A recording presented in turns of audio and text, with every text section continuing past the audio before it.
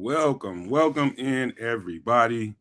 You are definitely in the right place. This is about to be a spirited show, very spirited, because what the unofficial depth chart came out today, and you know something. And thank you guys for being here in the chat, man. All the no maniacs love you guys, like fat kid low key.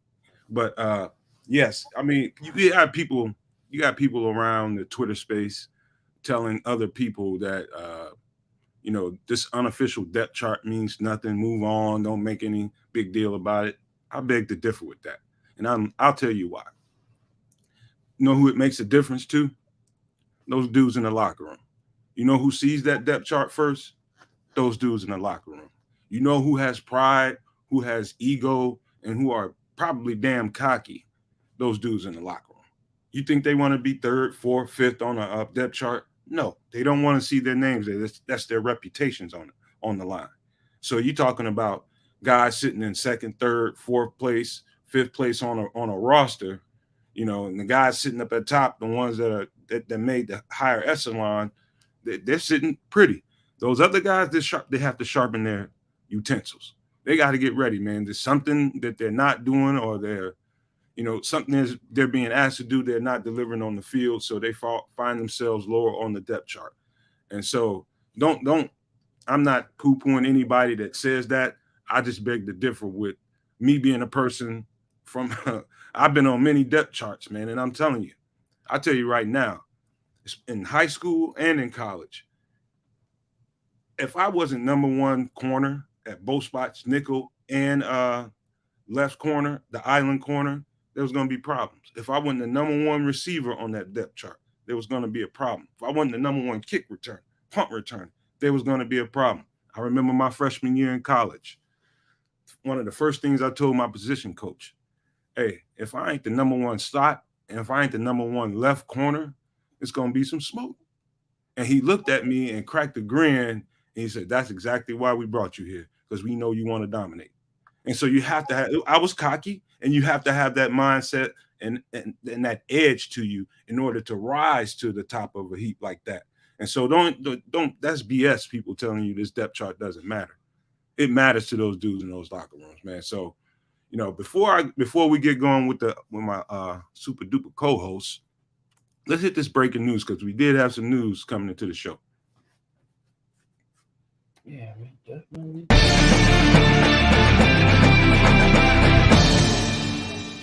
From the Nomad Network News Channel, we have breaking Chicago Bears news. Okay, so we had most of this news. I'm gonna say that we most people have heard this already, but we signed Barrington Wade, 6'1", 6'2", about 232. As you can see, he's from Iowa, but he played on a couple of teams so far, and from all accounts, he sounds really good. I really haven't had a chance to really study him on tape yet. I just haven't had the time, but I will. But by all accounts, he sounds like a solid linebacker.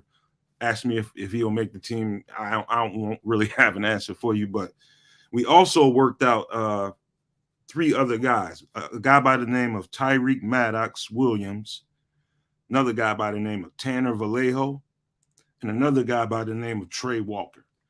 At any given moment, any one of the linebackers that we have now could be cut because they like the linebacker that they just worked out. So I had to mention those names so that you guys can have those names on your radar.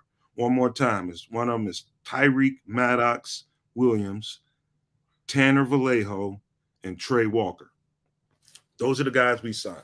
Now, we ended up, we waived Jake Tongas, tight end, that we've had for a couple of years. Apparently, a couple of years in the system, they've seen pretty much what they have in him, and they moved on. Also, the kicker, there was a kicker competition going on out there. Andre Smith, I believe is his name. He was waived also. Mm-hmm. So that being said, guys, anything on your mind that caught your eye today? Let's not get into players just yet. Just overall summer. I'll start off. The depth chart. Okay. Go ahead. Yeah, let's go. We'll go down and then around to kids, and then Samo play clean up. As far as the breaking news, before we even get into the depth chart, reaction breaking news wise, The linebacker, okay, that seems to be a crowded room, but who knows who's on the way out. Tongus, sorry to see the kid go because I liked his versatility with fullback and tight end, but he's the second young guy to go out with the injury settlement. So it's like, damn, what's going on down there? And Smits, I understand that during Family Fest that Cairo Santos was automatic with all of his kicks in the wet conditions out there, whereas Smits, he doinked on the right upright. And then, like the next day he's released. Is that flashback things? Does Poles need the exorcism? I don't know. But it just strikes me as a little early in camp to get rid of the extra leg, because you still got a long way to go. And now if Santos is the only kicker there, that just seems to stress that position a little bit more. But who knows that they might bring in. All right. They could always bring in good old Robbie Gould. Good as gold, baby. I don't care whether they do or whether they don't. I will say this, though. That man can definitely kick in Chicago weather. I'll give him that much. Personally, I still think we should keep Santos, and we should probably keep the young man Smits. Train him up, get him ready to take over the reins. Because personally, I don't really trust. I don't really trust Cairo Santos. And like silly story, a friend of mine's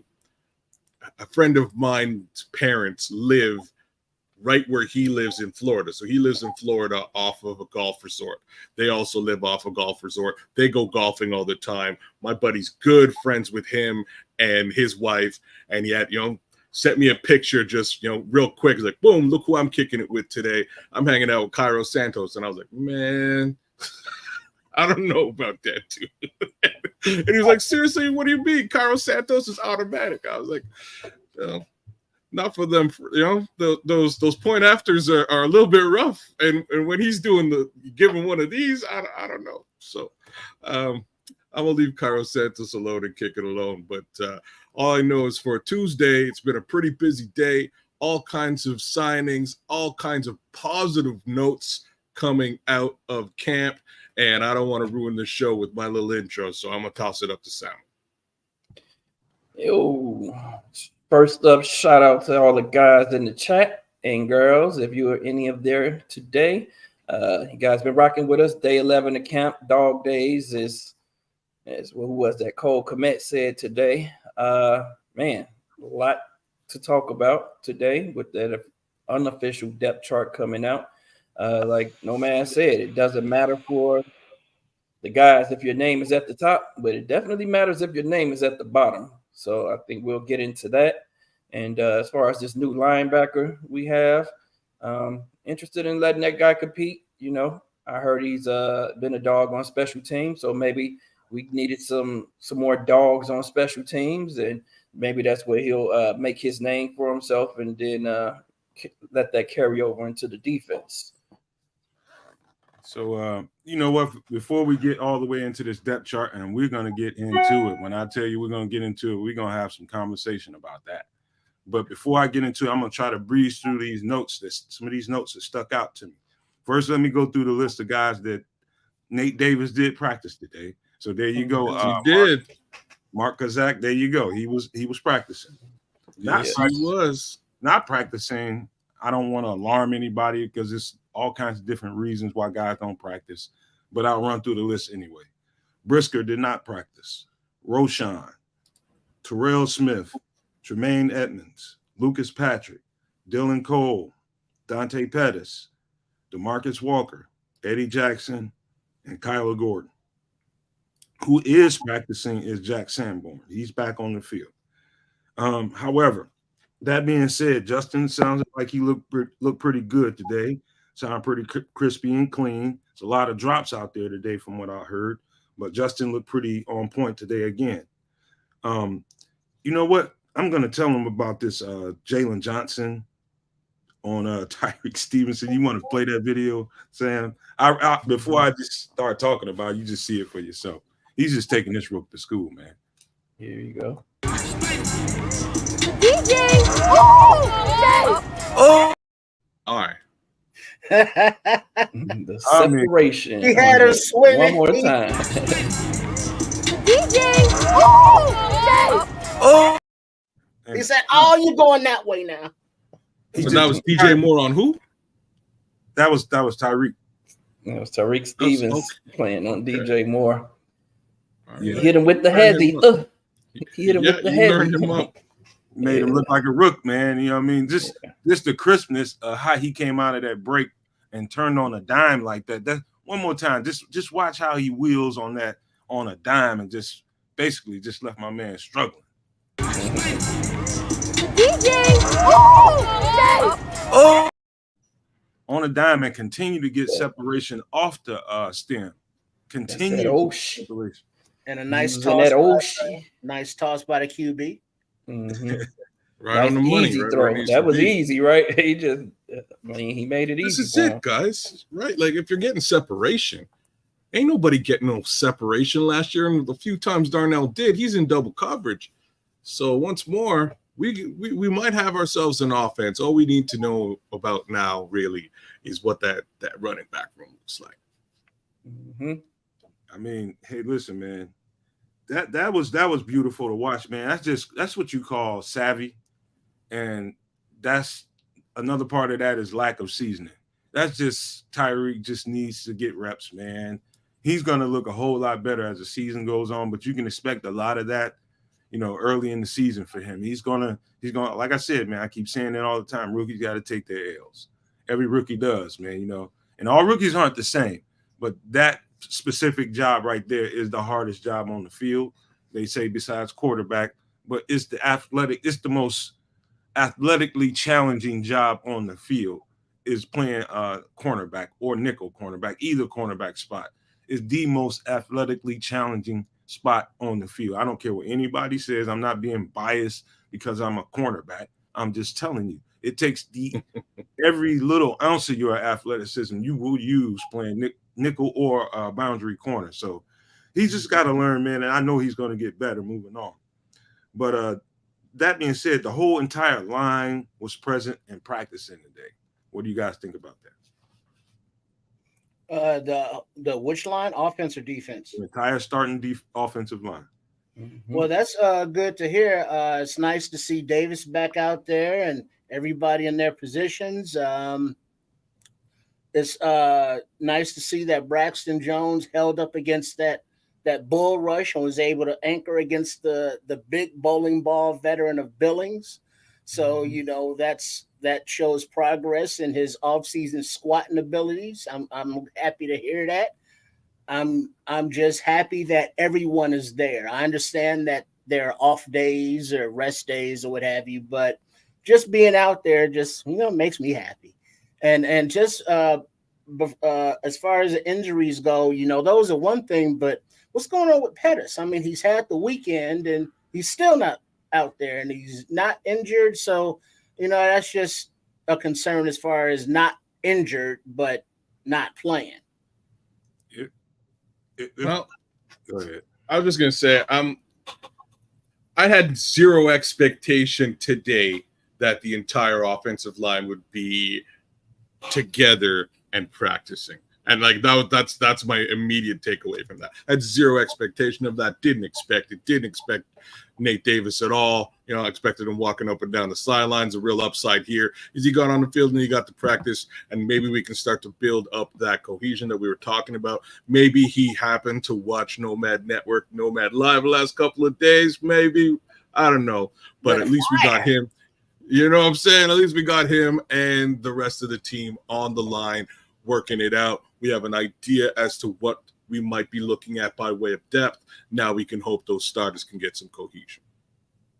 Yeah, it's like everything we talked about last night, man. We got answers for today. We talked about that offensive line, coming together and when was it going to happen? And boom, everybody's practicing today. Although it's non-padded practice, it's good to see everybody out there, like you said, and they can build that cohesion. It's good to see our boy Braxton, taking those bull rushes from other players, which I feel like the coaches set up for him. Having Billings on Braxton Jones, that had to be either some type of stunt or, they really wanted to get him some work on that bull rush, which we talked about last night as well against different types of players. And it sounds like he held his own. So Nomad, we're going to see, if he can get some consistency there. What else was there? As far as the injuries go, having Sanborn come back. We talked about our boy. What's the rookie name? I'm drawing a blank right now. Sewell. Sewell, dominating in that position right now with the starters. And what happens? Sanborn comes out of that training room like, I'm not going to lose my job like that. I'm going to lose it on the field. So happy to see that he's back. And, man, it's just all starting to come together, man, as far as all the new injuries and all the secondary being out. I think it's just, those guys have been going strong for a long time. So you give them a day off and let those legs get rested up, man. And I'm not worried about any of those guys. Well, just before I close the book on the notes on the offensive line, I will say this. By all accounts, by everything I've heard, the highlights I've seen, I think I can say this definitively, and I think this is going to be welcome news to all the Bears fans. I think a lot of people had high hopes for this guy, man. I certainly did since we got him. I just think he has the elite traits. I think he was just spinning last year because he was a rookie. But the arrow is pointing up for sure on Ja'Tyre Carter. He sounds like he's looking really good out there. He was getting Nate Davis's reps. Now, the question about that is if Lucas Patrick hadn't got injured, would he have gotten those reps? I don't know. I think they are glad they're getting him with him, and I think the sign. I mean, I definitely feel like the arrow is pointing up for him. So we can talk about him when we get into the depth chart. But on the good side of Tyreek Stevenson, he did get a nice pick off Justin today. I saw the video, didn't have time to get it, but he got a nice pick off Justin. It was probably a late thrown ball, probably a little underthrown, but it was a nice play on his behalf. The defense, man, listen, this is something that really stuck out to me. And this was on a second team. It was Aviante Collins playing right tackle, I believe. Dominique Robinson and Terrell Lewis went back-to-back reps against this guy. And listening to Braggs, man, Braggs is out there watching. Shout out to Braggs. He is guaranteeing Terrell Lewis is going to make this team, and I'm starting to feel the same damn way. Well, definitely. Are we looking at the depth chart wise on Terrell? Not yet. Let me go through some more notes. Okay, go ahead. We'll get into that. One more thing before we do that. You mentioned the bull rush. That was notable in my notes too. Billings bull rush Braxton in 11 on 11s, and he was able to hold up. That's per Brendan Sugar. I don't know if he's a reporter. I just wanted to give him a shout out. I don't know what he is. Velus is looking really good out there. Really, really good out there. So everything I'm hearing about Velus, once again, is coming up roses. Nice got a nice pass from down the sidelines from PJ Walker. Again, Justin is looking sharp. Here's another note that really stuck out to me.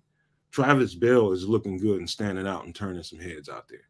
So we haven't gotten to talk about him a whole lot, and we will in just a second. But I want to make note of that.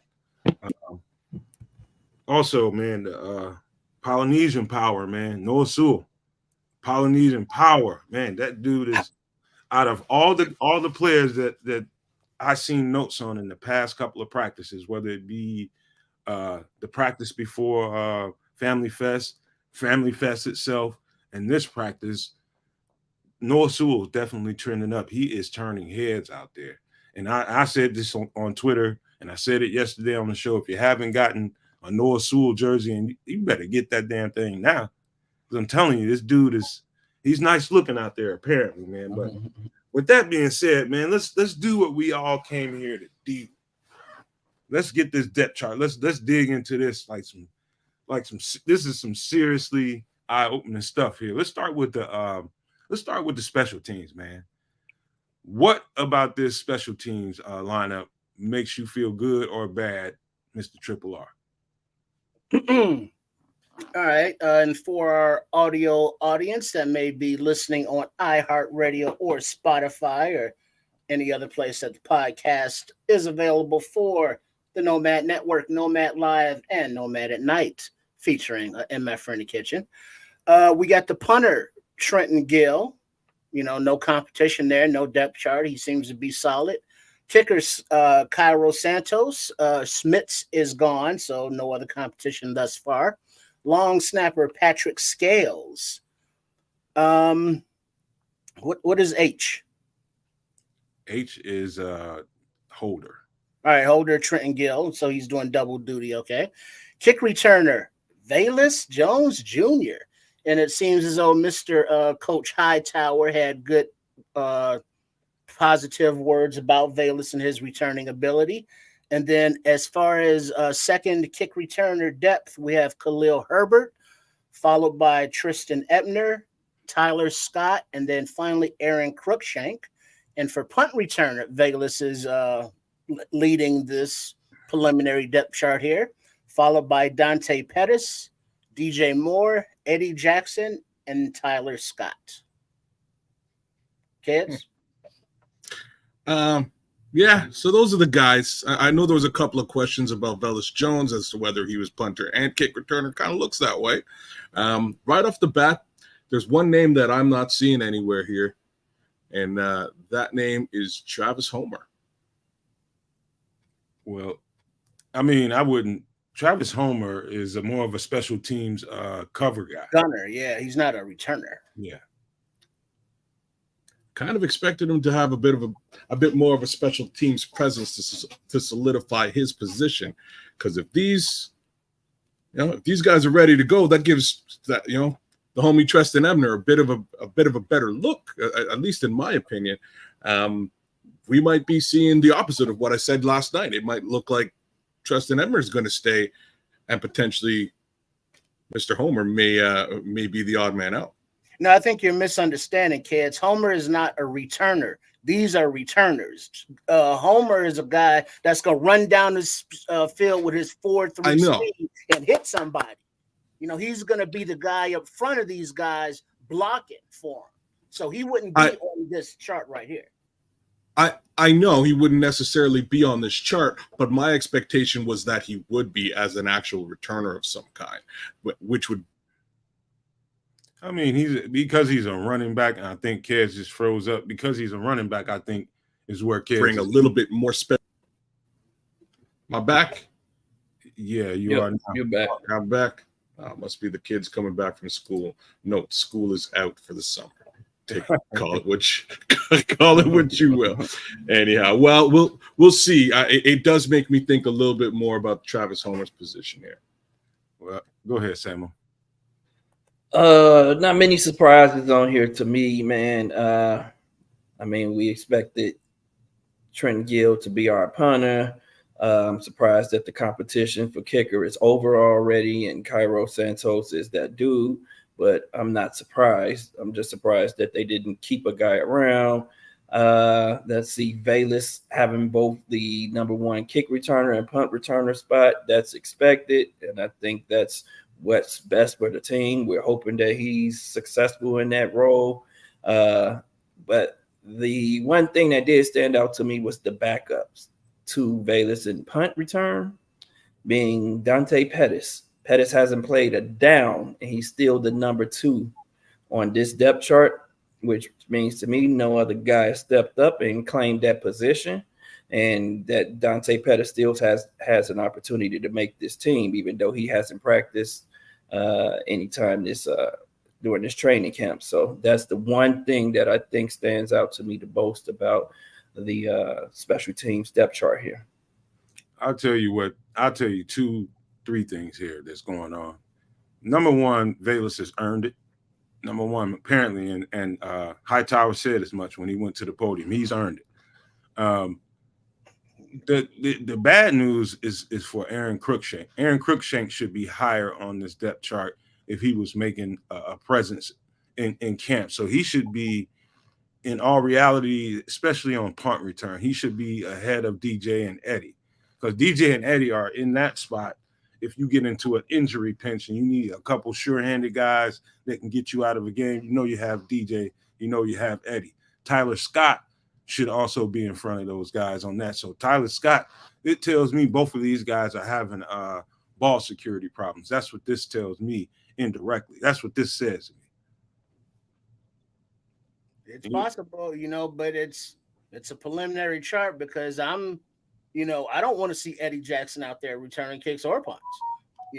I don't want to see DJ Moore out there. I understand the sure-handedness, but being that he's going to be a number one type receiver, I don't want him on punt returns.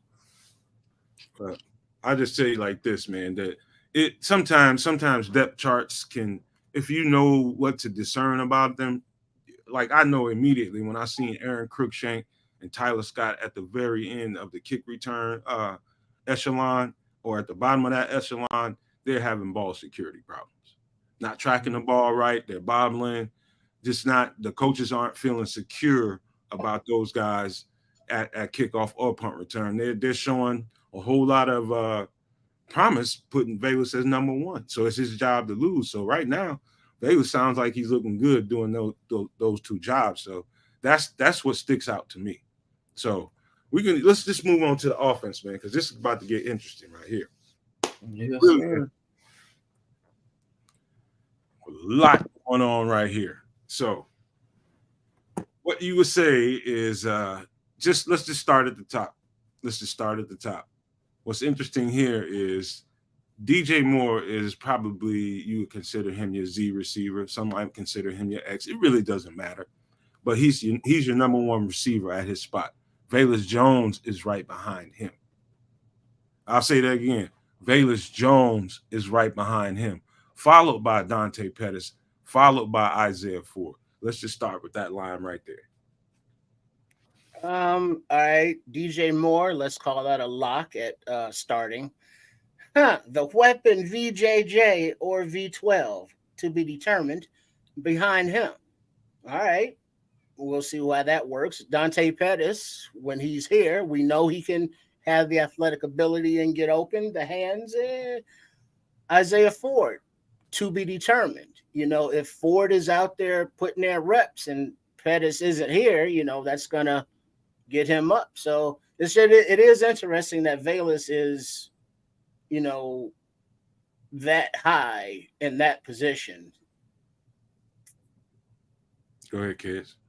Man, I don't know what he's doing over there, but all I can say is we're looking at they've kind of split it up. There's a second listing, as in wide receiver 2, where you've got your Darnell Mooney, Equinemius St. Brown, Tyler Scott, and regardless of everything.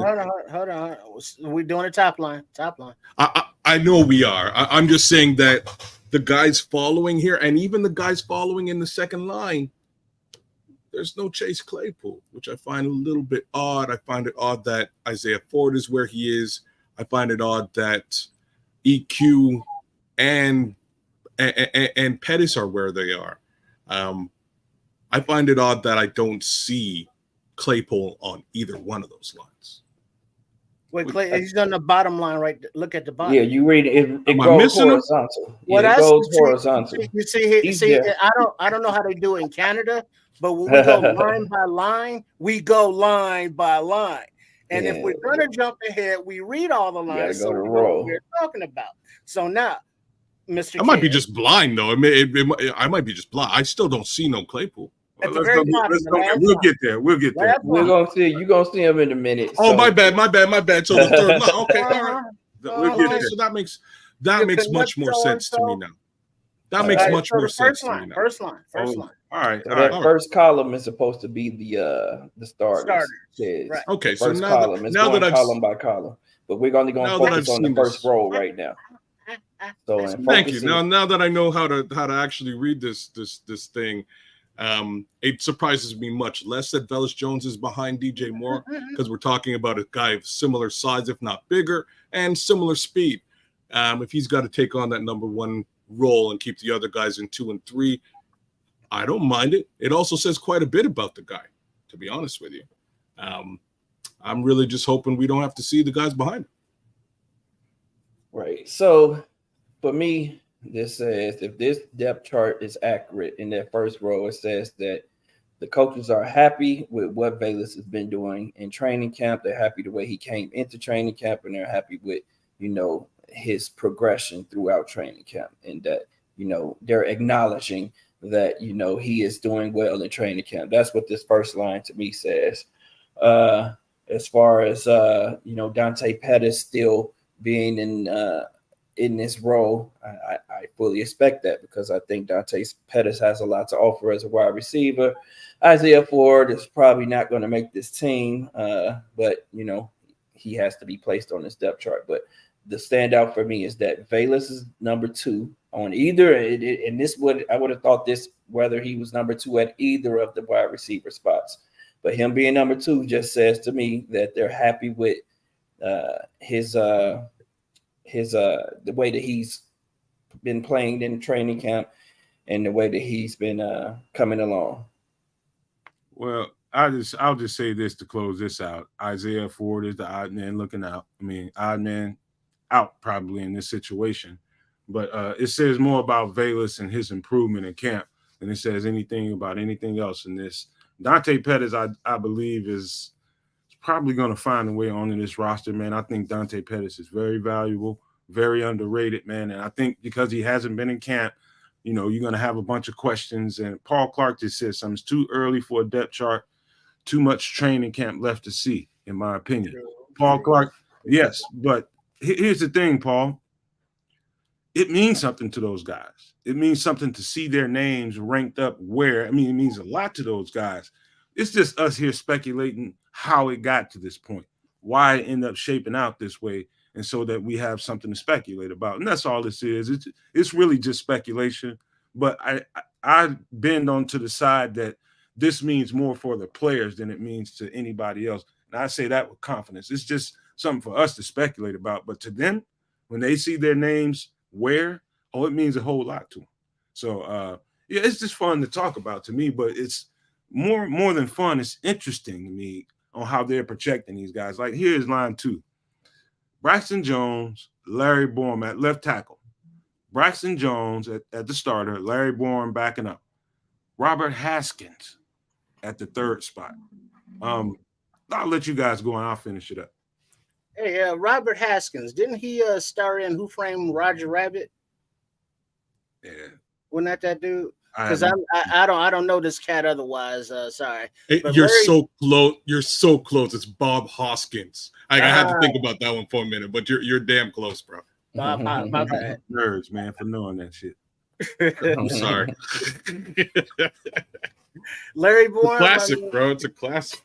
He has to show and prove, because he's been here now. This is his 3rd season, and nobody's talking about he's not fighting for any one of the starting positions.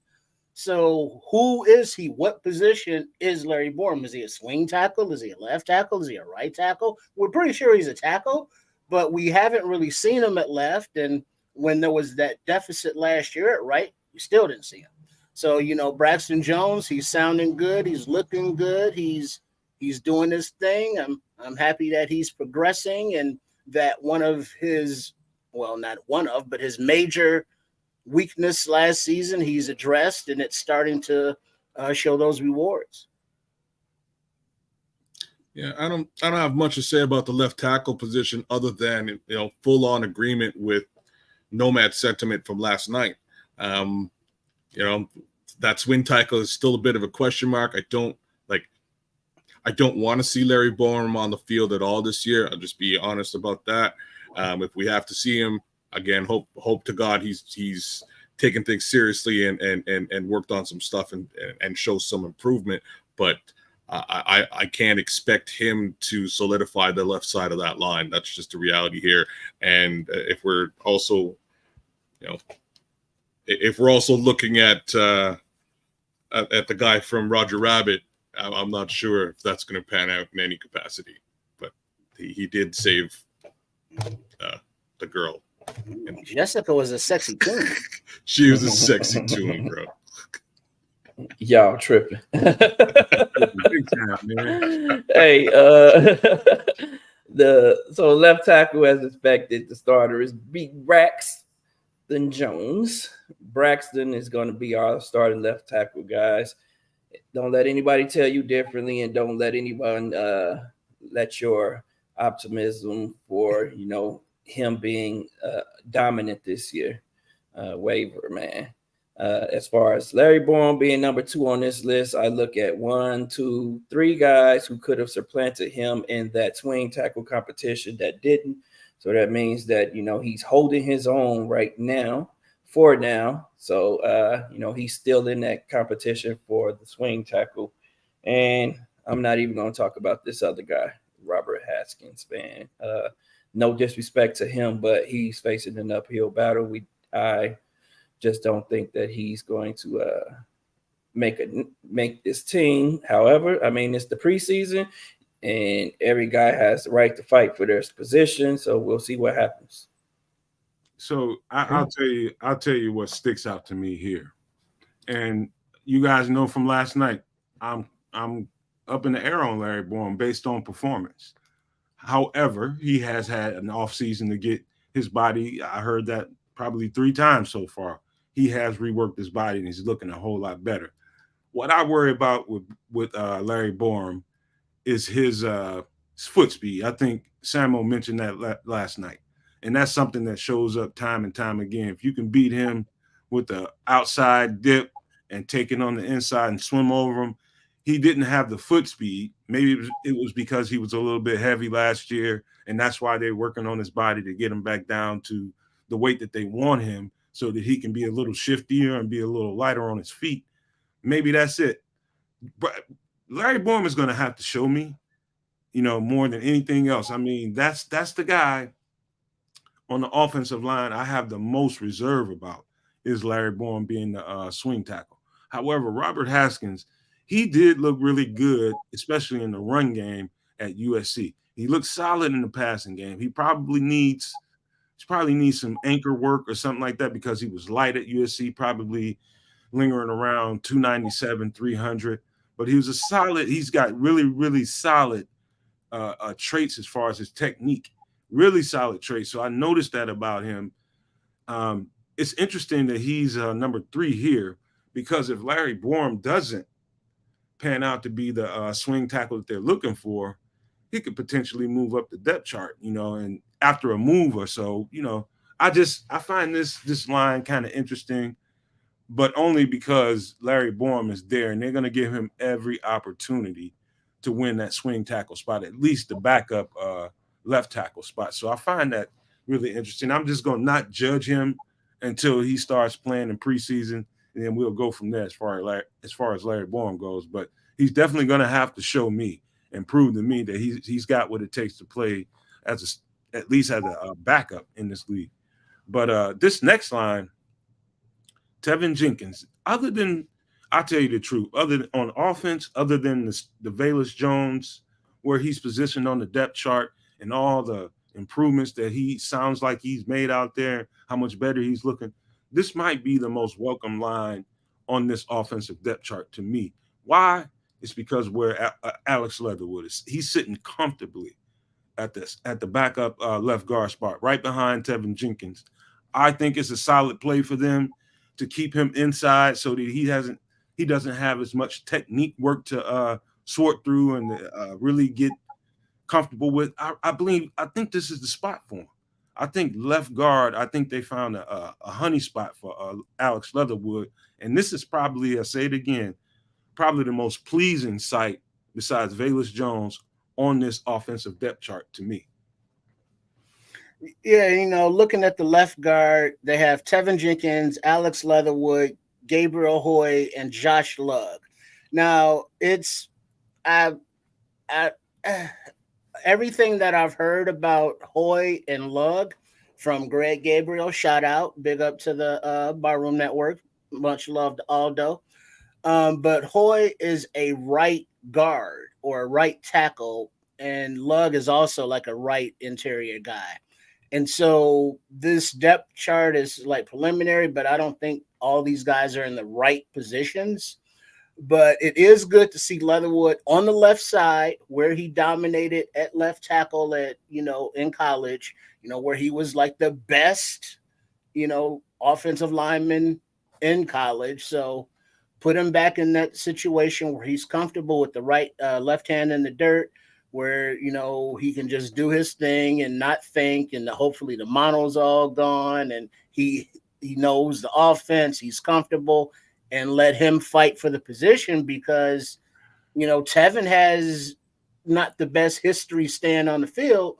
So, Leatherwood is, like all these guys, one snap away possibly from being in that starting left guard position. I like it. I think it's a super strong left guard line or list, if you will, on that depth chart. I like it quite a bit. I think Leatherwood will do great things swinging in as a left guard.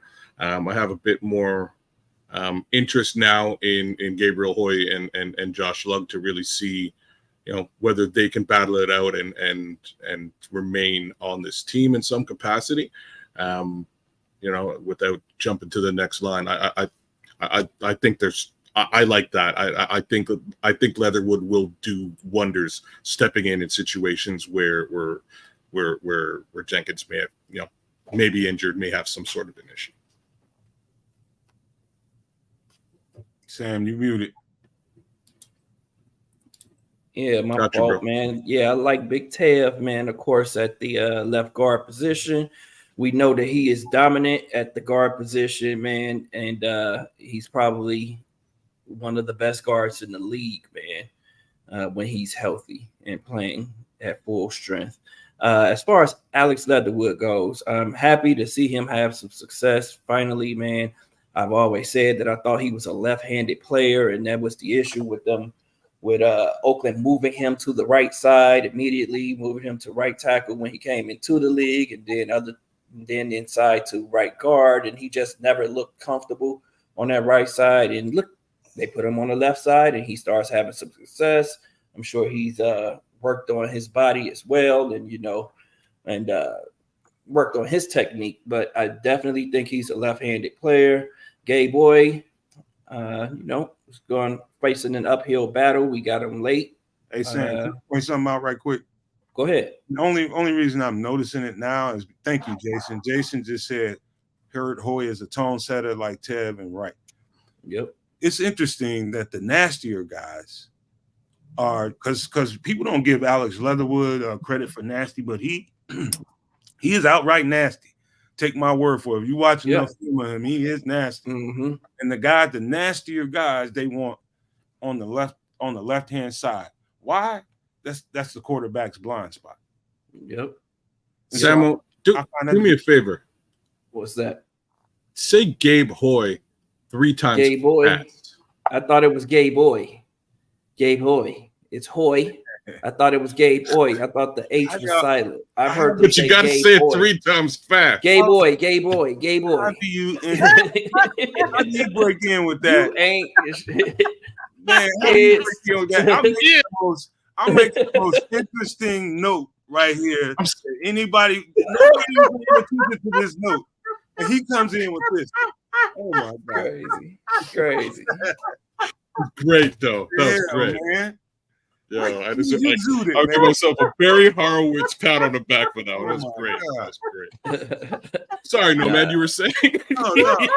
I mean, nobody. I guarantee you, not a podcaster, not a scout, not an analyst on the planet, other than me, just noticed this. The nastier guys are at left guard. The nastiest guys we have on the team are at left guard, and there's a reason for that. Tell me again what that is, Sam. Yeah, it's the side that's going to protect the blind side of our quarterback. So it makes the most sense, of course, to have those guys on the left-hand side of the line, and also next to a guy who doesn't have that much nasty in him, which is Braxton Jones. At least not in the passing game. In the running game, he's a nasty dude, but in the pass protection, he can be a little finesse. He's a finesse player. I'll give him that. in the passing game. So, but it's still effective. The one thing I want to point out about Leatherwood, though, being the number 2 left guard, Leatherwood can't play the right side at guard. We know that. I mean, it's proven. If you look at the tape, he's just not effective on that right side. So I expect him to make this team. However, I don't expect him to make game day rosters. I expect maybe, the other guard who we'll talk about in a second to be that swing guard, because, you usually only carry 2 extra offensive linemen into the game. And one of those guys needs to be able to play both guard positions, and the other guy needs to be able to play both tackle positions. So that's just something to keep in mind. Sam, I'll be willing to bet the swing guards are Jatiri Carter and Lucas Patrick. I would be willing to bet those are the guys, and probably Peter on the outside looking inside behind those two. Those are the 2-3 guys that I think will be swinging if there are anybody. There's anybody swinging inside. Definitely, you're right about Alex Leatherwood. I mean, he can get you out of a pickle if there's injuries on the right-hand side. You prefer not to put him over there. But, yeah, you definitely he needs to hone his craft on the left-hand side as much as humanly possible. Get all the reps you can give him on the left-hand side.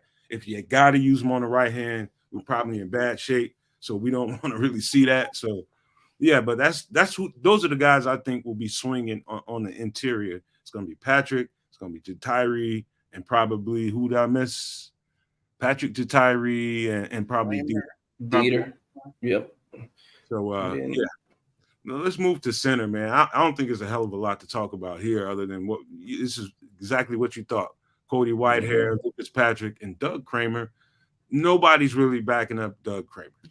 If there's anybody that's going to push Doug Kramer and push him off this roster, it's probably going to be Dieter. And so anybody got anything to say about that? Go right ahead. Quickly with center, it would be nice if somebody would just step up and be like, yo, the center position is mine, but we got the Cody Whitehair, Lucas Patrick thing, and they can both flex to guard. Then you've got Kramer, who was injured all last season in training camp, got injured in training camp and was out. So, what does he have? We've heard that Carter's been taking some snaps at center. Island's been battling out on the practice squad for the last 5, 6, 7 years. So center is in flux. So to be determined. I don't know, man. I'm happy with center. Lucas Patrick being where he is, as well as his ability to swing, as sort of as you're saying, that Nomad is key. And I know really Kramer's the end all be all center backup, and I have some faith in Doug Kramer, to be honest with you. I don't see him overstepping any of these guys already on the depth chart, but I do have some faith in Doug Kramer. That being said, how many centers can you really keep on the team? In this scenario, I feel like they keep all 3 of these guys. Yeah, the center, this depth chart only gets interesting if Lucas Patrick, for some reason, couldn't go. If he's not healthy at the beginning of the season or something like that, then, that center position becomes interesting, because you have Cody Whitehair and you have a guy in Doug Kramer who has not seen live bullets. So that's when that position becomes interesting to me right now. I have full faith in Cody Whitehair right now to, hold it down until, he shows me otherwise. Well, I just tell you this: the center is the most solid, pretty much the most solid position on the offense. I mean, we got. It's nice that we got a second-year left tackle, nice A+ apex right tackle in Darnell Wright, but I feel more secure about the center position than I do about anything. Nate Davis and Jatiri behind him makes me feel really good too. But a vet like Cody Whitehair and a vet like Lucas Patrick, hopefully they can stay healthy, man. But if they can keep healthy, that's a solid rotation. And they're growing Doug Kramer. He's had a whole offseason in nutrition and in the weight room. So just to me, it's just about seeing what he looks like with all of that year of doing what he needed to do under his belt. It's just going to be interesting to see if he can hold up to a real heavy bull rush, because he's a kind of light guy, man. But he's really strong and he's really competitive. So was Sam Mustipher, but I don't want to compare him to Sam Mustipher. I just want to see what he looks like in the preseason and see if he has the kind of traits to hold up to NFL power. So it's going to be interesting to look at him, man. Okay, Nate Davis, and this is probably the second or third best story on the offensive depth chart, is Ja'Tyre Carter right behind him, man. He's overcome Dieter, man, and we love Dieter, man, but we want to see Ja'Tyre ascend, man, and it sounds like he's doing just that. What do you guys think about that? Yeah, it's good to have the veteran, the free agent, bring in Davis to start. Cool. But Carter, he's one of my dark horses. When he got a little time last season, he had some nasty to him, and he was good, all season long. Not good, but in developing all off season. And I think he's just waiting for his opportunity to take a spot, because he has the versatility to go both guard positions, and like I just mentioned, that he's doing some work at center. So I'm looking forward to that. And Island, who they have as the third string right guard, I mean, this dude has to crap to get off the pot this season. That's where we are, boys. Really. So what it's looking like right now is, if we go back to left guard, we've got a solid backup left guard. Back down to center, we've got a solid backup center. We've got a solid right guard backup in Ja'Tyre Carter behind Nate Davis, and I believe that. When we start to talk about guys like again Dieter Eisland, you're right, man. We can either look at continuing to develop Dieter, or they may have to make that shit or get off the pot decision. Have we put a fair amount of time into this guy? Is there more development? What's his ceiling looking like? Can we continue on that path? And I mean, those same questions go for these guys in the third and the fourth string almost across the board. But some of them are guys that I feel like they may just want to continue on and develop. Gabriel Hoy is one of those guys. See, I'm gonna do the full name this way; it doesn't sound like the other thing. And Kellen Deesh, same case scenario. I think Kellen's pretty good, and it's really just a question as to whether they want to continue to develop Kellen and bring them up along with him. And once more, I have a little special place in my heart for Big Roy. We just call him Big Roy. Let's stay at right guard, man. We're going down there. All right, we'll leave right tackle alone. What do you think, Samuel? Happy that nasty Nate Davis is out on the field practicing again. Yes, man. indeed. Yes, and he's, we went and got that man for a reason, and you're gonna figure out why I call him Nasty Nate during this season, because he's gonna show you a lot of nasty shit. This is Nomadic Live. I'm gonna keep that up to myself. But man, other guy, Ja'Tyre Carter, man. When I was talking about that swing guy, that's who I'm talking about, man. Ja'Tyre Carter seems like he has that versatility to be able to, easily play both of those guard positions and be successful at it. It seems like he's done a lot of work this offseason, and, it's starting to pay off. And, we're happy to see that, because he was one of Poles' guys who he specifically went and found out of the rough. And, hopefully he turns into this diamond that Poles thought he would. Dieter Eisland, that's the fan favorite, and, we know the guy can play when he gets into the games. We'll see what he does during this preseason. Yeah, I mean, I would say this to close out the right guard spot, man. Listen, guys, do not, for whatever you do not count out Dieter. Do not count out Dieter. He's like Sam Mustipher, man. It could be a nuclear explosion, and that dude will come out of nowhere with his whole uniform on, with a football in his arms, and survive the whole damn thing, man. He is durable. He's pliable. And I mean by pliable, they can bend and shape him into what they need him to be. He's valuable. How valuable do they think he is? I don't know. I think I think he finds a way to stay on this team one way or the other. But he might have that squirrel master. That's what it is. That squirrel master power, and he's able to contend with Nasty Nate. So yeah. Yeah, but you're talking from Half Baked. Is that where you went with that? There you go, Canuck. Right. There you go. Oh, man. Hey, Chad, I'm sorry. My guys are off task today. I don't know what the hell's going on with these dudes today. I'm just, you brought up the Squirrel Master. I was a little bit worried.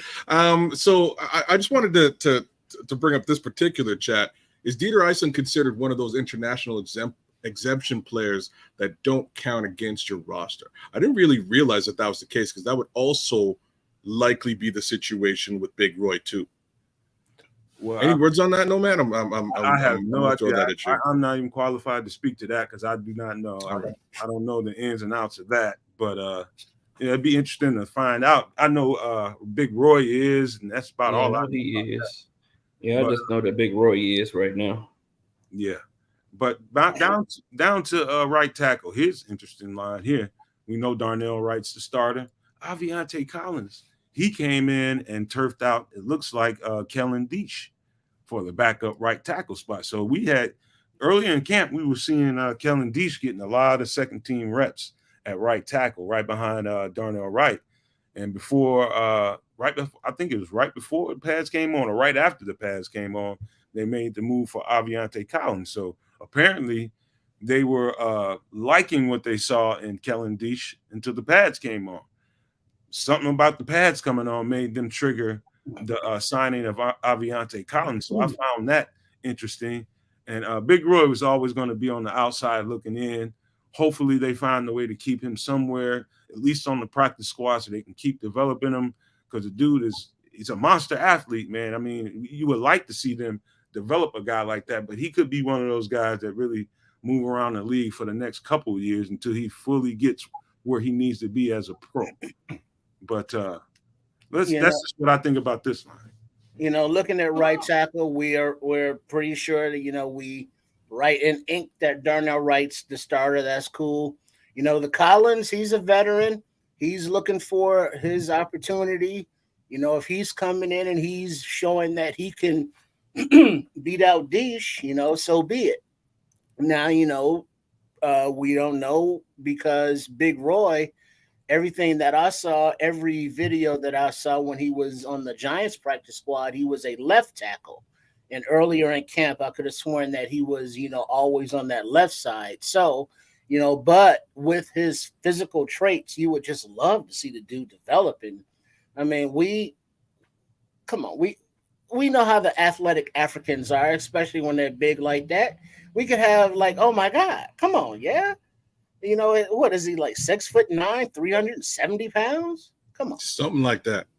We got to have that. If he can be developed and be taught, yeah, that's something. Yeah, that's a nice piece. It's funny. I'm just cluing into the Nasty Nate reference now that it was kind of blown up in the chat. I had to take a minute and laugh. That's well done. Well played, Triple R. Well played, brother.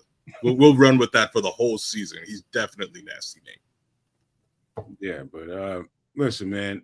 Aviante Collins has come in and turfed out Kellen Deesh. Kellen Deesh, again, I'll say Paul Clark is right. It doesn't really make a difference in preseason. That guy can move back up the echelon quite simply by outplaying the guy. But I keep hearing and seeing the short arm references. That's the first thing that comes out of people's mouths in reference to Kellen Deesh. Yes, he has shorter arms for a tackle. Is it something that's hindering him right now? We don't know. Guess what? Saturday we're gonna get a chance to get an idea when they put him out preseason. He's gonna get plenty of snaps, and we're gonna get to see up close and personal whether or not his short arms are inhibiting him in any way of holding up passes. So we'll see about that, man. I wouldn't worry much about it until I see that it's something that's stopping him from doing anything. So I wouldn't worry too much about that. Did you get to go on this line, or you want to move on? No, man, we can move on. Aviante Collins came in, man. He solidified his position. The coaches must have some faith in him, and the preseason game is going to determine what this depth chart really looks like. You know, it's just saying that Aviante Collins is the first man up. You know, he's the guy who's going to get that first opportunity. They're saying he's earned that right, you know, so far in training camp. And, you know, if he produces well in this game, then, you know, we'll see how it progresses from game to game. And or if Dieter, you know, outplays him, then maybe Dieter, you know, plays himself back into that swing tackle competition. So, you know, it's just interesting to see. Let me say this before I get into the tight ends, man. I want to say this and be quite clear when I speak this.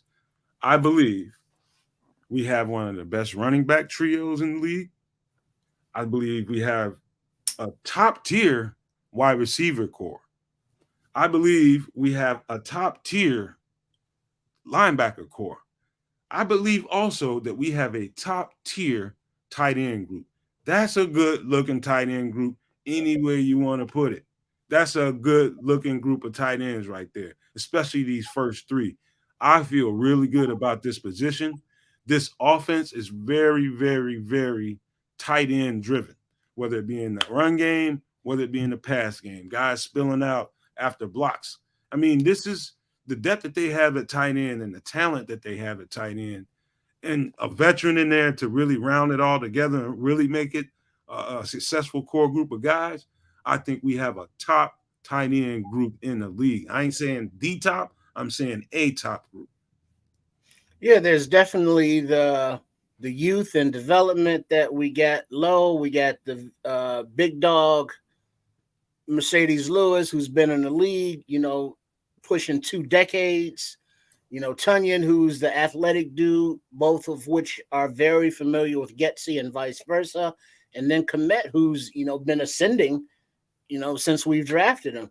So, yeah, this group can block. They can be threats in the red zone. They can stretch the field. So the power of polls compels you. He's putting together a nice little roster here. Talking tight end, I wasn't really all that worried about it. Man went out, made big signing with Cole Komet, turned around, got us some Robert Tonyan action, and you know we sat down and said he's got a good understanding of Getsy's system, has a relationship with the coordinator. They then turned around and went out and got the other guy who's got a good understanding of the system and Getsy as a coordinator in Mercedes Lewis. Now we've got a little bit of backup and development behind them. I'm impressed by what they're doing with respect to the tight end group. And it's only going to be a benefit to the overall offensive scheme and, you know, potential blocking requirements on the outside of that line.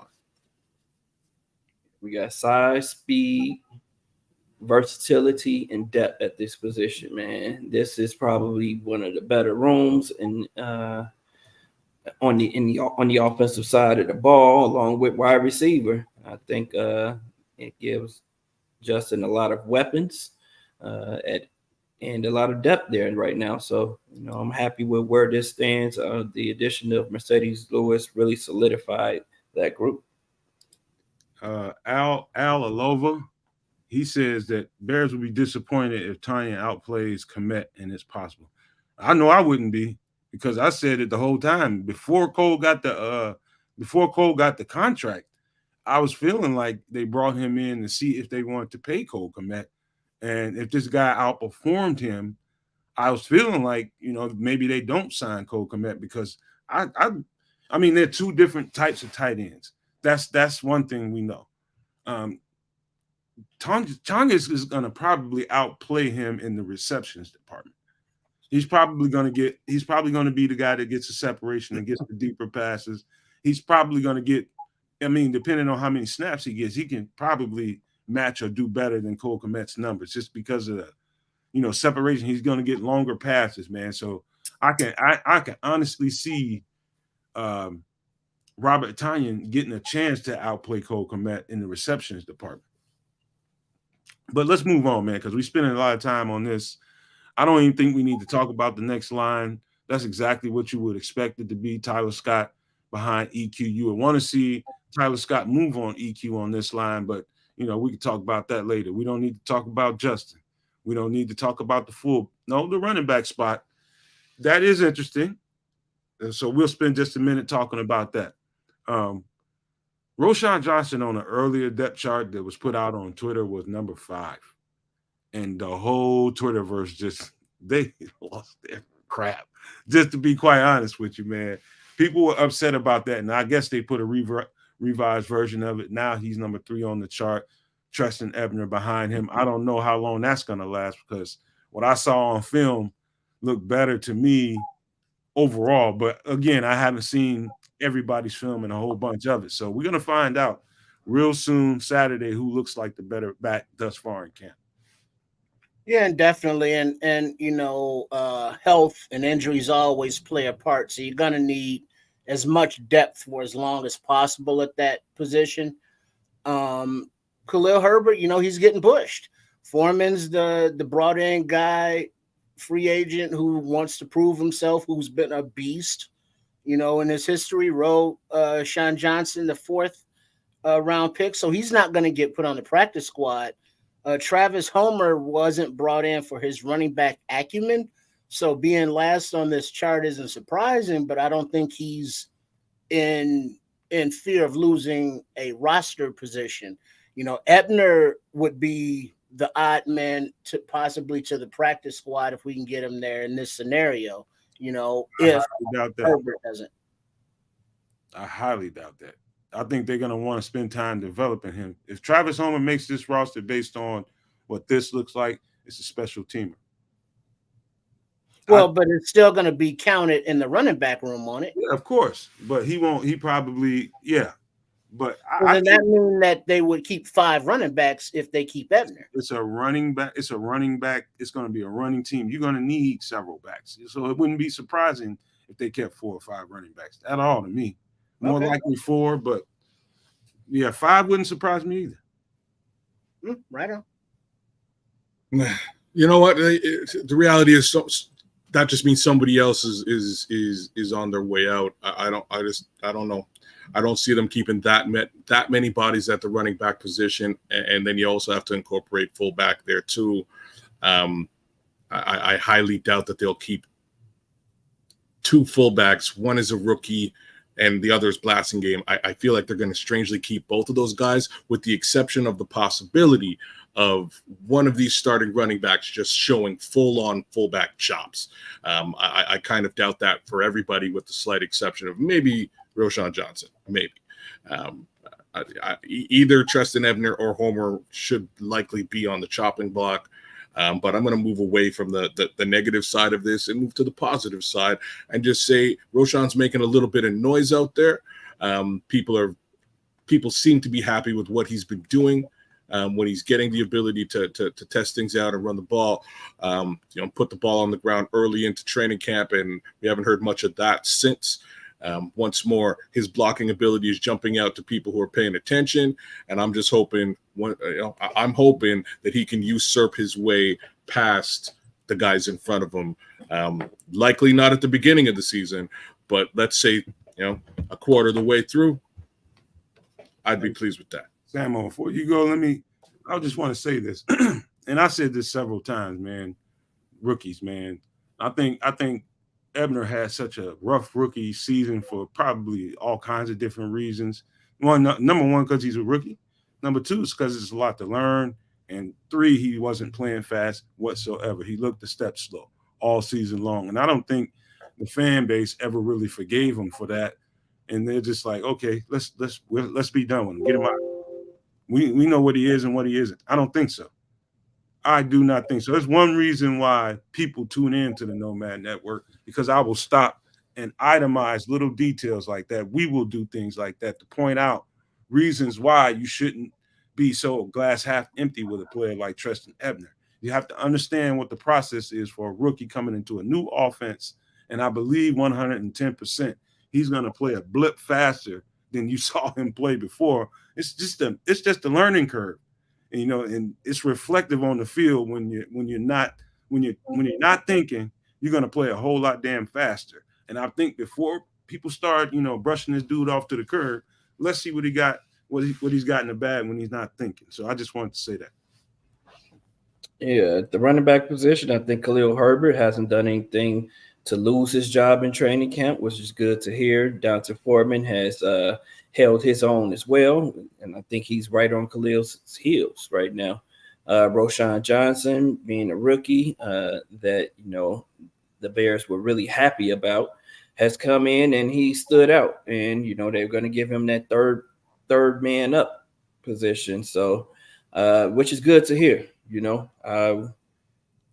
We'll see what happens during the preseason with that. As far as Treston Ebner goes, like you said, man, the man was thinking on the field a lot last year. He just couldn't play fast. Just seems like the learning the offense was complicated for him, and just making a decision on the run.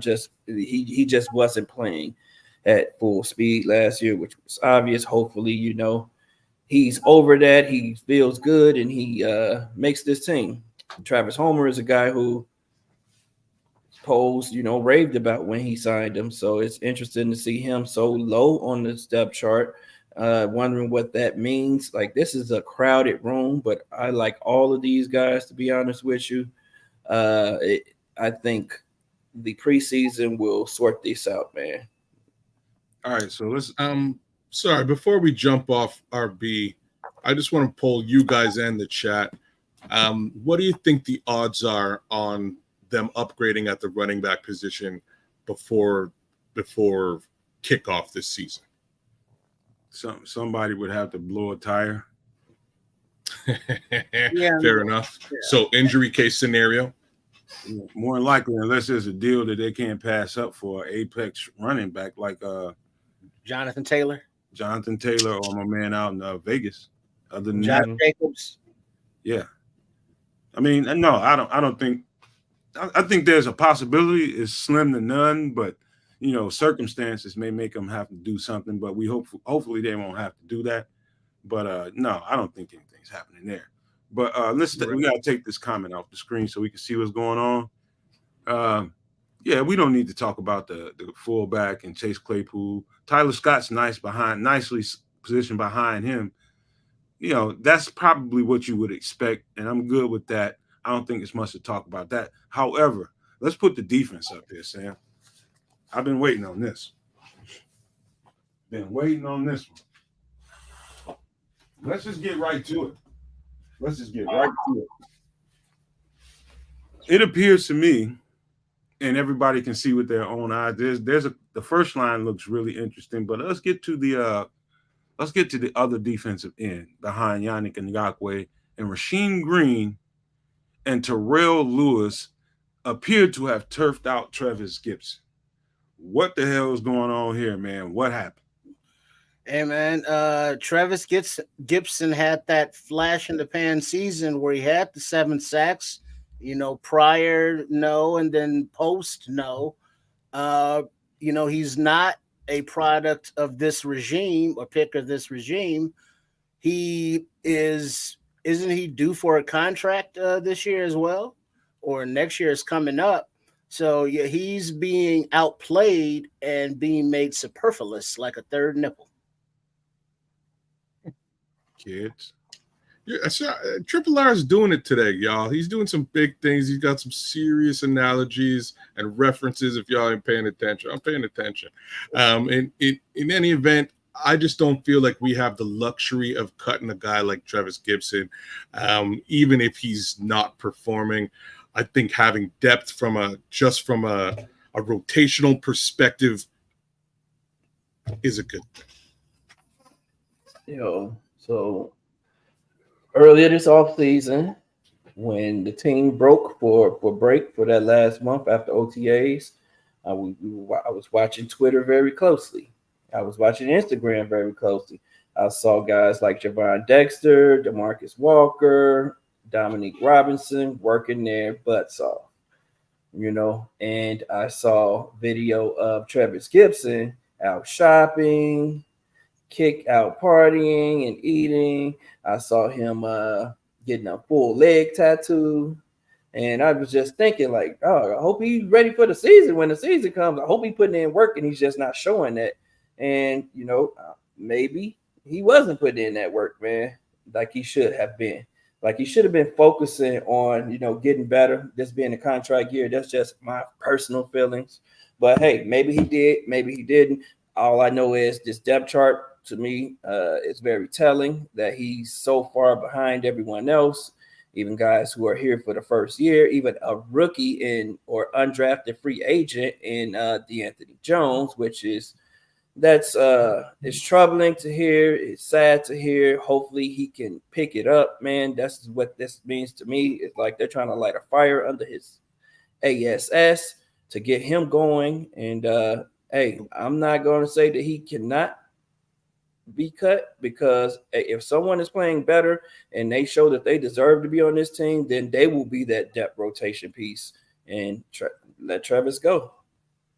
Well, I'll just say this to that. Trevis Gipson is valuable. How valuable he is in a 4-3 down front in this defense versus a 3-4 stand-up, versatile down and standing up player. I think he, in the long run, Trevis Gipson can prove us all wrong and just go out here in preseason and just light it up because of where he's positioned. Like I told you guys in the beginning of the show, everybody's watching and looking at that. Everybody's looking at the depth chart and where they landed on the depth chart. Nobody wants to be on the end of it. That's going to piss him off. That's going to piss him off. Will it reflect the way he plays on the field? I don't know. I'm looking forward to finding out. But the fact that he's all the way down there on the depth chart means that either he's going to make a huge turn in preseason and really make himself valuable, or I think he is valuable in a trade. I do think he's valuable in a trade to a team that's needy for a 3-4 edge rusher or linebacker, drop back linebacker. He is valuable in that department. So cut, I think, is less likely than a trade. I would just say that. And anybody else got any final thoughts on that? I just want to put that out there. Nobody? Also, No. No, I mean, you pretty much covered it. Terrell Lewis is just it's not surprising to me that he's shining in this camp and is making a name for himself on the roster. I'll tell you exactly what Braggs said. Braggs is swearing, and he's out there watching the guy, so I have to give him a little leverage there. Braggs is promising Terrell Lewis is going to make this team based on what he's looking at on the field. So he must be looking highly impressive out there. I keep hearing his name day in and day out. Dominique Robinson, keep hearing his name in the last few days. He's probably playing with some added pressure to him now that we brought in Unique. And he's sitting at number 2 behind DeMarcus Walker. Anthony Jones sitting up there right behind Dominique Robinson is a welcome sight. What do you guys think about that? Just looking at this defensive end, Walker, Robinson, Jones, Jalen Harris, the UDFA, Gipson, who we don't know, Lewis, the 5-star recruit, who, is getting his opportunity, Green, and then, the hired assassin Ngakoue. This is a very respectable, decent group with a veterans, flexibility, developing players, and young guys. So, how it shakes out is to be determined. But as far as the future goes for defensive end and then what we do going forward, we're looking like we can get some pressure going with these guys. So I'm just going to read this from Bare Truth 9 because it made a little bit of sense to me. So, I mean, he's at the end for a reason, because at this point, you can't hide him on the practice squad, and this doesn't elevate his trade worth. So it's just sending a message that someone may take his spot. And that speaks to really what Nomad was saying in the beginning of all this, right? It means a lot to these guys to see this depth chart and get an understanding of where they are and what their value is on the team at present to their coaches, so that effectively they can make effective change if they have the ability to do so. Very important to them. Super cool for us to pontificate about it and go over, but much more important for them to get an understanding of where they stand on this team. Here's another important note to pay attention to. I think people ought not poo-poo the fact that Rasheem Green is right there. He's going to get a lot of snaps. when Unique is not in there, he'll be in there holding down that edge. I think that's something to pay attention to. Unique, Rasheem Green must be looking really good in practice. However, let's switch over to the D tackles. This is probably a twist for a lot of people. Why? It's because of Jack Pickens' size and Gervon Dexter's size. I think a lot of people, and I said this when I was at the barroom, I said it since we started this show, you want to look at Gervon Dexter and Zach Pickens in terms of how Flus used DeForest Buckner and Grover Stewart. Zach Pickens has the Grover Stewart body. Would you not agree? And Gervon Dexter has more of the DeForest Buckner body, which explains why Gervon Dexter is backing up Justin Jones at 3 tech, and Billings is being backed up by Zach Pickens at the 1. So if you guys want to get into that, I think that's the reasoning behind it.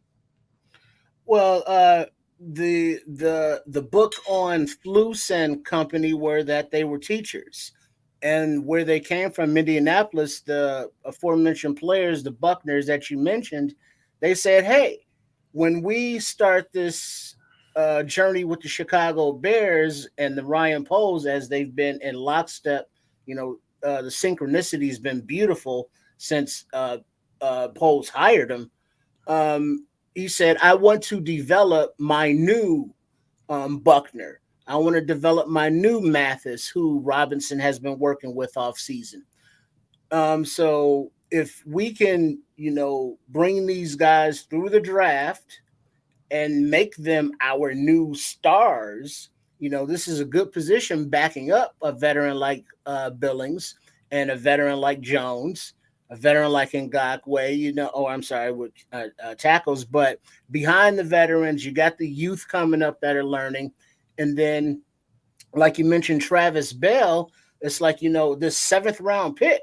And it's like he's making all these moves, turning all these heads. It's like he's saying, I don't want to be on the practice squad. I want to be on this roster. And then Roy, the D tackle we just picked up off of wires, he's there battling. And then the young guy Brown, probably practice squad destination. So the competition is real. Kids. Sorry, man. My headphone just bleeped out there, and I missed the end of what Triple R was saying. But if we're just talking about the defensive tackles, I kind of like where they are. I like what I've been hearing from Flus as of late. Earlier on, I was worried about Zach Pickens just because I hadn't heard a lot about him. I was hoping to hear some good noise, and that started this week, and it's starting to get louder. As is the noise with Gervon Dexter. Now, there was a little bit of worry about that get off, but he seems to be improving quickly. And Flus has been talking about both of these rookies to have them just behind, Billings and Jones. It's kind of where you want them to be, because that means that they're positioned to potentially overtake these guys. I don't really see them doing that anytime soon. I'll be honest. I think they're still in development mode, but that's kind of where I want them to be.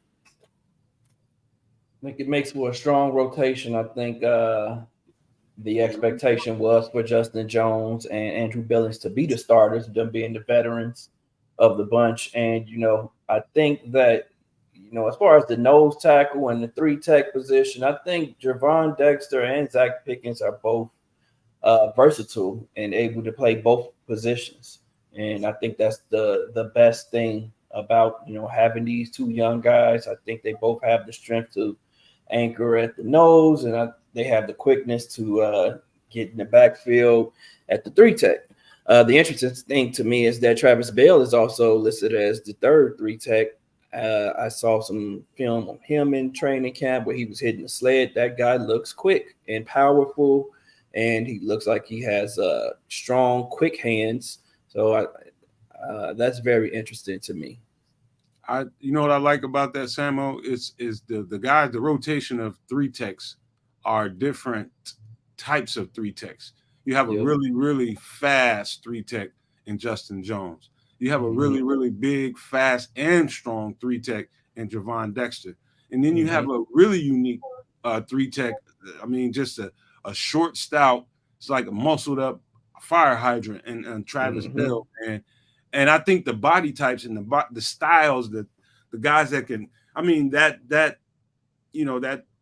variety of body types and styles of rushers at 3-tech, I think is pretty damn unique, man. I like the big, the fast, and the strong mixture at 3-tech. I think is really, really interesting how they have these guys, where they have these guys lined up. I think it's perfect because here's another thing about the D tackle position for a flus run defense. It doesn't really matter who's in at 3-tech and who's in at 1, because over in Indy, both Buckner and Grover Stewart played the 1 and the 3-tech. So it's not like both of them was just every time they went lined up, one was a 3, one was a 1. No, they went all up and down the line, man. So the versatility, position versatility that they have here, Pickens being one of those guys, Trevis Bell being another one of those guys, Bravion Roy being another. All these guys, man. Only person that you wouldn't really want to play at a 1 unless you just had to would be Justin Jones. The rest of those guys can absolutely play 1. And so you just love the versatility here. And I can't say enough about it, man. If anybody wants to say anything else about that, about these interior tackles, man, go ahead. But I love it. It's just good depth, man. I like the depth. I expect that first 6 to make the squad because I like Bravion Roy a lot. He's also another guy we just haven't talked about, but because he just made the team. But that guy is athletic, big, strong, and powerful and explosive.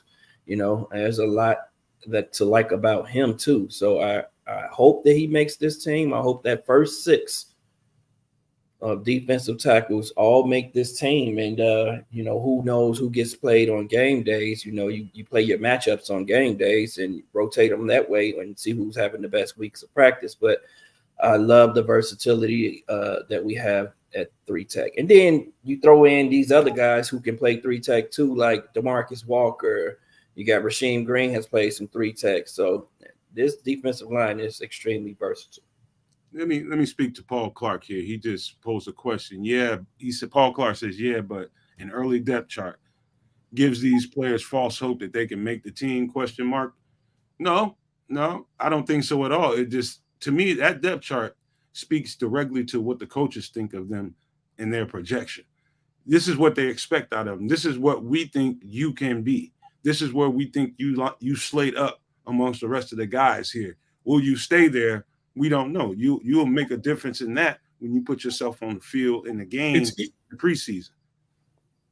It's either a demotivator or a motivator in this scenario, right? Either you look at this depth chart and you're getting your feelings and you don't, you know what I mean? You don't fight to make it any further, or you do the exact opposite. You don't get in your feelings and you continue your battle to win the position that you're trying to win. So I can see either side of it. It's really, again, just a note, a marker. Here's where you are right now in your development with respect to where the coaches see you. What are you going to do to improve and or win that job or win that starting opportunity?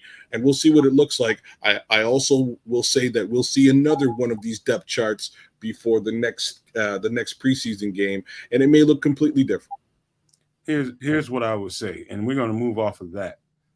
This linebacker core is, I'll say it again, I'll keep saying it. It is effing impressive. I mean, it is really impressive. The bodies that they got in. I've studied every dude on here.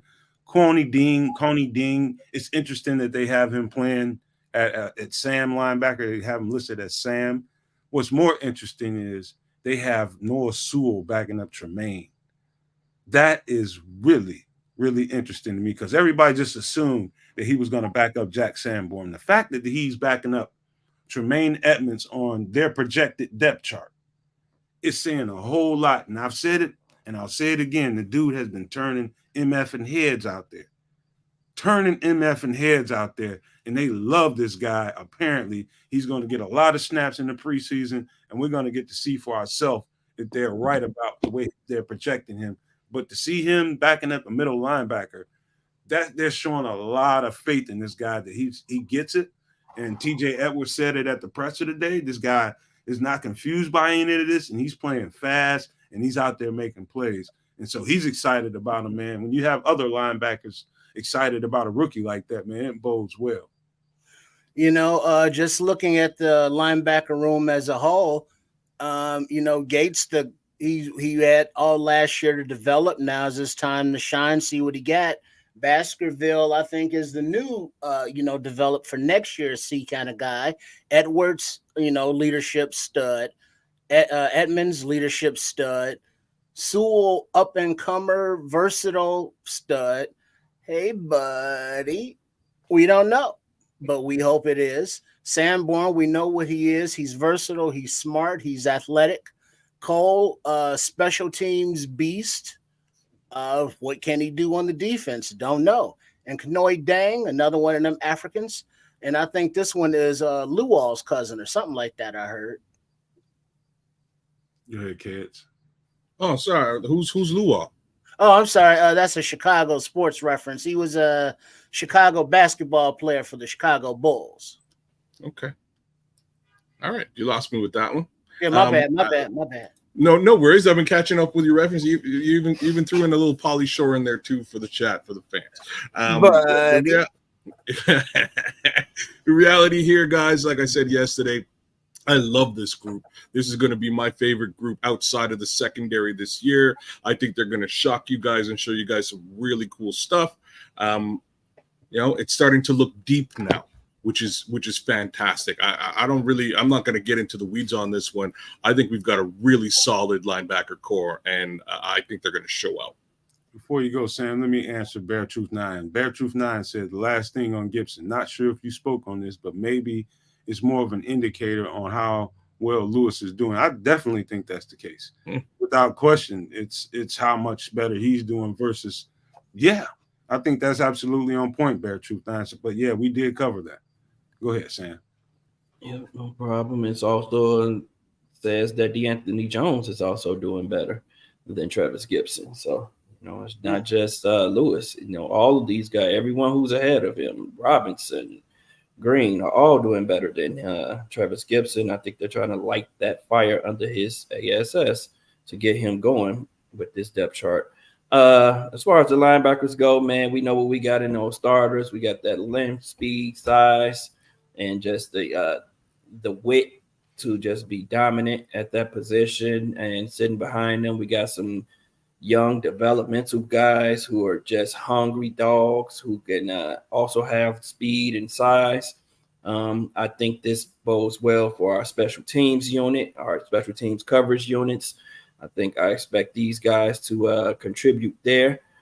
And I'm just looking forward to the preseason to see how these guys, develop and see who, moves up and down this depth chart. Hey, you know what? We're going to get to these last couple of spots here, man. Listen, this doesn't surprise me. Jalen Jones is behind Greg Stroman Jr. Why? It's because Greg Stroman Jr. has been out there making damn plays, and he's pretty much turfing Jalen Jones out. He looked better on film based on everything I've seen in preseason so far. In camp so far, he looks a lot better, a lot twitchier than Jalen Jones right now. Stroman is really making plays, and he is making strides out there. And I think that should be spoken to, man. I know he's a guy we just picked up off of, but he looked good last year, and I was surprised that he got cut. So, that's an interesting note to take right there. Greg Stroman Jr. is really performing in this camp, man. I don't know if it's because it's his second time going through the camp in this defense, why he's playing so much faster, why he's playing so much twitchier, and why he's making so many more plays on the ball. But he is definitely raising some eyebrows in the camp. When they really like Jalen Jones. Am I not right? They played him a lot last year. Yeah, and this, the preseason is going to determine a lot. And I believe that's why we haven't seen a contract extension for Jalen Johnson yet. Because you look at this youth coming up with the Tyreek Stevenson, Terrell Smith, who've both been making plays this season, preseason. Stroman and Blackwell, who, you just spoke about, and Blackwell was showing all kinds of flashes at the end of last season. Then Jalen Jones and Ojemudia, who we still haven't spoke about, but he had all kind of possibilities coming in. We don't know what he's done yet. And then the young guy making Clark, but then all the way down there at the lonely wee bottom is Kendall Vildor, and he's the incumbent. He should be fighting for that starting position. And, he's at the point where, he's got the crap or get off the pot. So, I like the depth. The power of polls compels you, because this is another room that we got some young, hungry, talented, football players battling it out. Before you go, Sam, I want to say this, man. Make sure you hit the like, subscribe, and your notification bell. We're doing extra on the Nomad Network. We're doing a little bit longer on the show just to make sure we have you guys covered. You don't need to go nowhere else. We got you right here. Just make sure you hit the like and share and subscribe, man, and let us know you appreciate us, because it goes a long way in what we're trying to do moving forward. So do not forget that, man. Well, go ahead, Sam. Go ahead, kids, and go. My bad. Well, I don't remember where the hell we were. Where were we? Oh, God. Cornerbacks. Perfect, because that's where I want to be. End of the day, those guys are looking sweet. I have very little to say about it. Right? Very little to say about it. I think Kendall Vildor needs to be where he is. The guys that they drafted were really drafted to better that position and him in it. He shouldn't be anywhere but towards the end. Josh Blackwell's been performing very well in camp. Super hype about Josh Blackwell. I was hype about Josh last year. I'm still hype about Josh this year. The rest of those guys are where they should be, right? I don't know what else to say. I like where we are with that group too, outside of the linebacker group. I think there's going to be a lot of turnovers this season. That's it for me. So the cornerbacks, man, just look good, man. This room, the power of polls is freaking amazing, dog. I have to say that, dude. This defense looks completely turned around from last year, man. Just all the depth that we have now. We had a show earlier this year where we had Herb Howard and Ken Davis. They were complaining about the depth at certain positions. They're saying like, "Oh yeah, we look good as starters, but what depth do we have?" And not being so as optimistic about the team or the depth that we have. And by all accounts, I see a lot of depth, and especially at cornerback position, dog. I think the rookies are solid, man. They're out there taking their lumps, but they are bouncing right back, which is what you want to see. You forget about that play and you move on to the next play.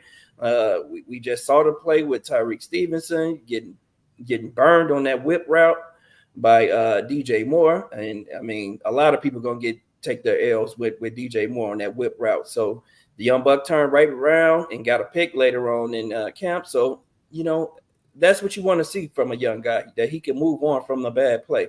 As far as Greg Stroman goes, man, I've been hearing his name not every day, but every other day. The man is making a play out there, and that's good to see. That means that he came to fight for a position, and he's out there battling it out with a strong receiver core, because our backup receivers are good too. And, he's going up against a lot of the starters too, because he's a backup. So, shout out to Greg Stroman Jr. Keep doing what you're doing, big dog.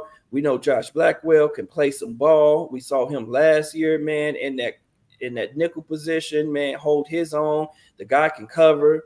He can come up and hit, and, he can make plays on the ball, which I can't say for all of our corners in our cornerback room. Jalen Jones, come on, dog. Where you at, man? You were one of my guys from last year who I really liked. You came in, you played well towards the end of the season when we needed you. Oh, come on, dog. Come on. Fight your way back up this depth chart, however you can. Kendall Vildor, dog. Man, I mean, it is what it is with Kendall Vildor, man. I thought he got outplayed by both Jalen Johnson and Josh Blackwell last year, and he doesn't want it with these rookies. These rookies come to play, and Greg Stroman is outplaying him right now in the preseason. So, hey, It is what it is, man. Kendall, fight for a job, man. If not on this team, on another team. But the depth at cornerback is strong, guys, and I'm happy to see it. And just excited to see these guys in the preseason. I know I keep saying that about every group, but I am. This is the reason why I'm going to watch the entire game from start to finish, because I want to see what each one of these guys do. And watch the replays. Exactly. But before you go, Matt, there was a comment in the chat from JoJo, who was disappointed that the bottom part of this roster is full of, Ryan Poles picks or late round picks, as opposed to better. Wait, here, let me read the comment. Every drafted player by Poles is on this depth chart. I kind of don't like that. There has to be some better players out there on the street than a 7th round pick. Just logically, that doesn't make sense, because if they were drafted, technically that kind of means that they were better than a street free agent, but also Poles and Cunningham and this staff are professional scouts. They have a type that they're looking for physically, a type that they're looking for mentally, and they're going to go straight to the vine and pluck that in the draft, as opposed to taking what fell off of the tree or fell off of the vine that's walking around on the street. Now, yes, you can find some of those gems when you pick around of the ground litter, but it's easier when you have the study capacity and then you pick them. So I don't really agree with that comment there, JoJo. What I would say to that, and we got to get moving, man. JoJo, what I would say to that, and it's just me traditionally, because I know it doesn't matter where a guy is drafted. I'll give you the perfect example. TJ Edwards wasn't drafted at all. And he's in my eyes, and I know he was ranked as one of the top 5, 7 to 10 linebackers in the league, probably top 5 in his play. And so TJ developed himself into that type of player. It was always there in him. He just got into a system and a coaching staff that helped bring it out of him and made him what he became. I don't pay attention to anybody's draft status, whether it's a 1st or a 7th round. It doesn't matter to me. I pretty much turn that off. It's about how you can develop a guy. You can have guys on the team drafting in the 7th round, and in the 1st round, it ain't worth crap. And the guy at the 7th round pick is the one that turns out to be the player at the same position. So it really doesn't matter. Are there guys on the street or on people's, it's going to be guys out there, yes, that they will do some moves towards the end of training camp, and they will change a few players over here and there. But I definitely, and I'm not trying to chastise you for putting up the guy's 7th round status. I'm saying, for me, I've never paid attention to somebody's draft status as to what he's worth to a team. I think it definitely doesn't matter. I think a person's development means everything, a lot more than his draft status. So I would just say that to that. But the last thing I would want to say on this roster, and I want to pay particular attention to Kendall Vildor. I've always thought that Kendall Vildor, you could probably get more out of him at nickel than at boundary corner, just because of his length and his body type and his traits, right? He can tackle too, man, just to double down on what you're saying. So he's the perfect description of a nickel. It'd be interesting. I think you guys might want to circle this comment. It'd be interesting if they give him a lot more snaps at nickel to see if he can really make some plays at nickel and then kind of keep him away from boundary corner. I think he's probably been beaten out of that job and out of the 2nd string role at boundary corner. I want to see what he has consistently at the nickel. I think don't be surprised if he's playing a lot of snaps at nickel. His foot speed is a little slow. His foot speed is a little slow for me to see him in that nickel position. But he has everything else. But it's the foot speed at that position that would scare me. So, yeah. Only other thing I would say to this, and this is the last part of the show, man. Kendall Williamson, we got to take that comment down. He's at the very end of can you take that comment down? That comment too. He's at the very end. I would have thought, and they haven't gone out there and played a game yet, a preseason game yet. But I need Kendall Williamson to bump AJ Thomas back.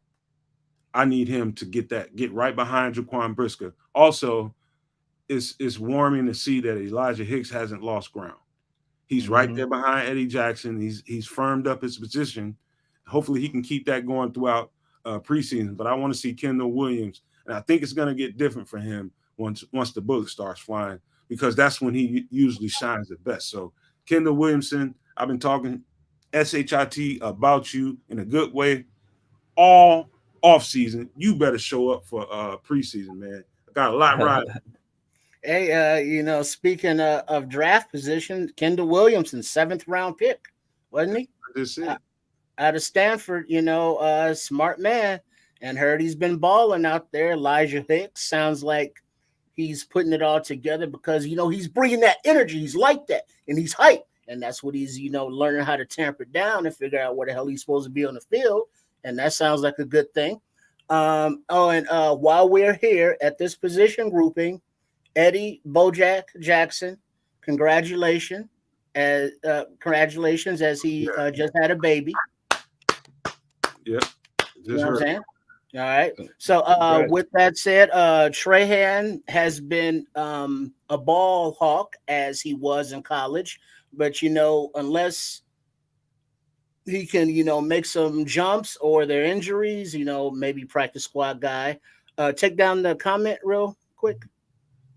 Cole Bear, AJ Thomas, those guys can, they could be the bubble guys, because we've already determined that if Williamson can play, he's going to bump AJ Thomas. If Trahan can play, he's going to bump Colbert, because Poles wants to develop his players. And if there are any leftovers or any holdovers from previous, when he's looking at the board, he's going to go, yeah, I'm going to keep my guys. And so there you go. All right.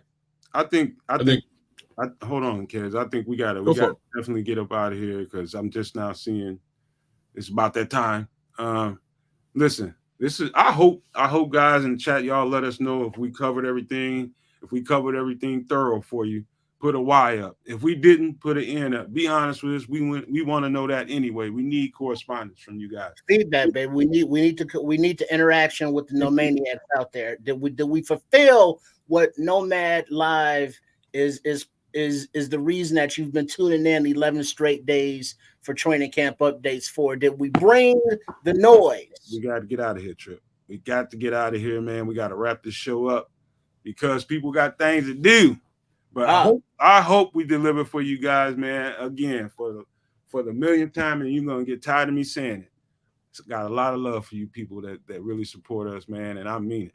And I never get tired of saying it to you guys. You might get tired of me saying it, but I don't. Just want to say that to you guys one more time. Y'all want to wrap this up? Got any last words? I sure do. That depth chart looks deep, bro. It looks deep. I'm glad we were able to sort of go through it and give you guys a little bit of an idea as to what things look like and why.